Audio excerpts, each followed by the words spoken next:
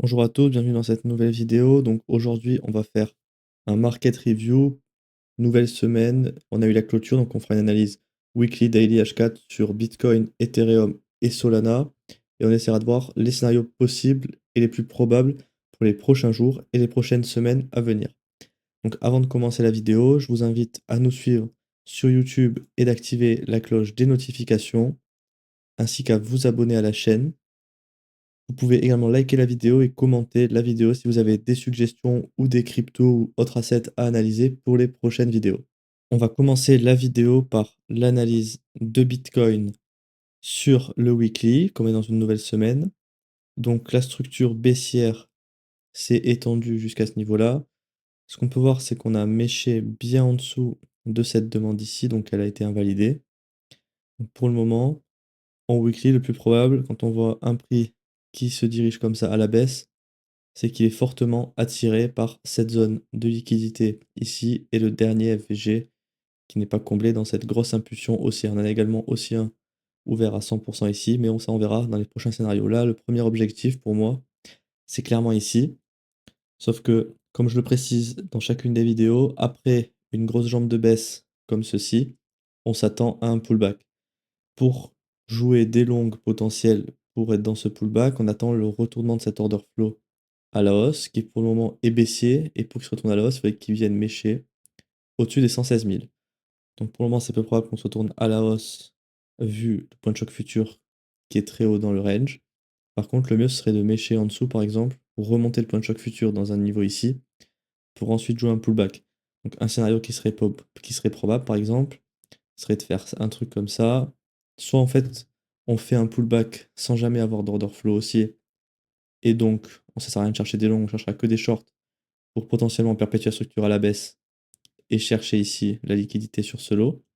Soit, autre scénario, on rebalance un petit peu ce FVG la semaine prochaine, ensuite on prend la liquidité au sud pour alimenter le swing pullback de cette structure baissière, qui donc ferait un choc haussier et potentiellement pourrait se positionner pour être dans ce swing pullback. Même si pour le moment, le plus probable, évidemment, c'est de faire un pullback et de se perpétuer à la baisse pour aller prendre la liquidité à minima sur ces niveaux-là. Sur le weekly, tant qu'on est dans un order flow qui est baissier, on cherche des shorts. Et la première zone intéressante pour shorter, pour moi, c'est celle-ci. Qui plus est, elle est dans le liquide du range, voire dans la zone discount. Donc ce serait quand même un POI avec des grosses probabilités de retournement pour perpétuer cette structure à la baisse. Donc c'est tout ce que j'ai à dire sur Bitcoin. Sur le weekly, on va passer maintenant sur le daily. Donc sur le daily, structure pareil, fully align à la baisse, order flow baissier avec un point de choc futur au 96 800. Pareil, la zone de liquidité qu'on a vue sur le weekly qui est ici. Ensuite, on a eu une mitigation du supply ici, donc potentiellement le scénario sur Bitcoin, c'est ça. En tout cas, c'est le scénario actuel et le plus probable, même si moi, c'est pas un supply qui m'intéresse, étant donné qu'on est dans la zone premium du range. Donc maintenant, on va passer sur le H4. Donc sur le H4, sur Bitcoin, alors l'order flow est toujours aussi avec un point de choc futur à ce niveau-là. Là, on peut voir qu'en ce moment, on a commencé la mitigation du supply H4 ici. Donc on a une micro mitigation qui potentiellement peut faire office de support pour relancer le prix, même si alors moi là-dedans, c'est pas du tout des zones qui m'intéressent pour trader. Parce qu'en fait, ce supply H4, même si on cherche des longues, on est quand même sur un gros plafond en daily qui pourrait bloquer le prix et donc ne pas confirmer. Même si on peut rebondir là-dessus pour faire ça, par exemple, c'est pas un trade avec un bon risque reward qui pourrait m'intéresser pour me positionner.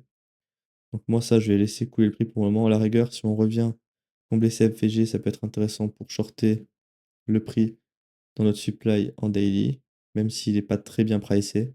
Mais pour le moment, on n'a pour moi rien à faire. En tout cas, c'est des trades avec peu de probabilité, étant donné le plancher H4 et ici le plafond en daily. En plus, on est dans la zone premium du range pour le daily, donc c'est pas, comme j'ai dit, la zone avec le plus grosse probabilité pour shorter le prix.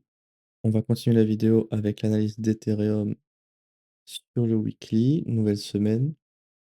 Donc sur le weekly, là, ça devient intéressant pour commencer à chercher des longs. Vous allez voir pourquoi. Comme j'avais précisé la semaine dernière, structure haussière, order flow haussier, on se rapproche de notre demande ici, qui en plus est dans la zone discount du range, comblage de tous les gros FVG, même si on en a encore ici qui sont encore bien ouverts. Donc cette zone pourrait potentiellement être une grosse zone pour relancer le swing run final et perpétuer donc la structure à la hausse. En tout cas, c'est le scénario le plus probable pour moi sur Ethereum. Après, à voir si donc la structure baissière de Bitcoin ou les structures baissières d'Ethereum sur le H4 ou le daily vont se perpétuer sur le weekly pour présager ce qui va se passer dans le futur. Donc pour le moment, on cherche des longues sur cette zone pour voir qu'on est revenu à peine, mais pour le moment, c'est pas le plus intéressant, même si elle pourrait faire office de support avec le comblage de tous les FVG ici. Par contre, ce qu'on voit, c'est qu'on n'a pas laissé beaucoup de FVG dans cette baisse, donc il n'y a pas grand-chose à forcément retravailler. Donc le prix a quand même eu un bon momentum baissier qui pourrait continuer pour choquer à la baisse, même si on n'est pas encore sur ces niveaux. Donc sur le weekly, c'est tout ce que j'ai à dire. Les longues sont à chercher dans cette zone, mais pour le moment, on patiente, on est à peine revenu dedans, même si ça peut être intéressant. Par exemple, si vous avez vendu votre bac d'Ethereum sur l'ATH à ce niveau-là, ça peut être une belle zone pour commencer à les racheter sur ces niveaux. Et après, la prochaine confirmation, elle pourrait se faire par exemple sur le daily. Là, on va passer sur le daily. Le jour où vous voyez d'autres confirmations sur le daily qui vous donnent des signes de reprise durable, ça peut être bien pour reprendre vos bacs d'Ethereum. Sur le daily, c'est ouais, c'est l'inverse du weekly. Weekly, on était fully line à la baisse avec une structure et en order flow haussier. Et là, sur le daily, on est fully line à la baisse avec une structure et en order flow baissier. Aucun POI, aucun FVG entre l'order flow et le low ici. Donc, il n'y a rien à faire, absolument rien à faire sur le daily. Ça sert à rien d'attendre des longs ou des shorts, étant donné que l'order flow est baissier, qu'il n'y a rien à short. Donc sur Ethereum, on va passer sur le H4 si on a plus d'informations. Bon, ouais, alors sur le H4, c'est plus intéressant, mais pour moi, il n'y a rien à faire. Je vais vous montrer pourquoi. Donc ici, vous avez un supply, une demande que vous pouvez longue avec un point de choc futur voilà, à ce niveau-là, donc order flow qui est haussier. Par contre, comme vous pouvez voir, dans une structure qui est baissière, on est revenu retravailler tous les FVG ici dans la zone discount du range. Donc chercher des longues à ce niveau-ci, ça va être faible probabilité de réalisation, étant donné que sur le H4, on est dans une zone qui peut être très propice au top du pullback pour perpétuer la structure à la baisse. Donc moi, là-dedans, à la rigueur, ce qui m'intéresse, il y a deux scénarios qui peuvent m'intéresser. Le premier, ça va être on retourne la structure à la hausse, et donc après, je veux bien chercher des longues sur des pullbacks pour les perpétuer à la hausse, la structure. Ou le deuxième scénario, on vient choquer à la baisse tranquillement, on fait un pullback dans un supply, et donc là, ça peut être vraiment intéressant pour chercher des shorts et faire le swing run final ici. Donc pour moi, c'est les deux seuls scénarios qui m'intéressent sur Ethereum. Donc on va passer maintenant sur Solana. On va finir la vidéo avec l'analyse de Solana sur le weekly. Donc il n'y a eu aucun changement sur le weekly par rapport à la semaine dernière. On est toujours dans le scénario le plus probable qui est de revenir dans le supply ici pour perpétuer la structure à la baisse et venir enfin chercher notre week low ici. Structure full line à la baisse, order flow toujours baissier, donc c'est le scénario le plus probable. Qui en plus là, Solana a un price action qui est plutôt très propre en weekly. Donc pour moi, c'est vraiment une zone qui pourrait m'intéresser pour chercher des shorts sur Solana. Sur le daily, ce qu'on peut voir, c'est que ça ressemble un peu à Bitcoin, structure baissière, mitigation du supply daily ici qui est très gros.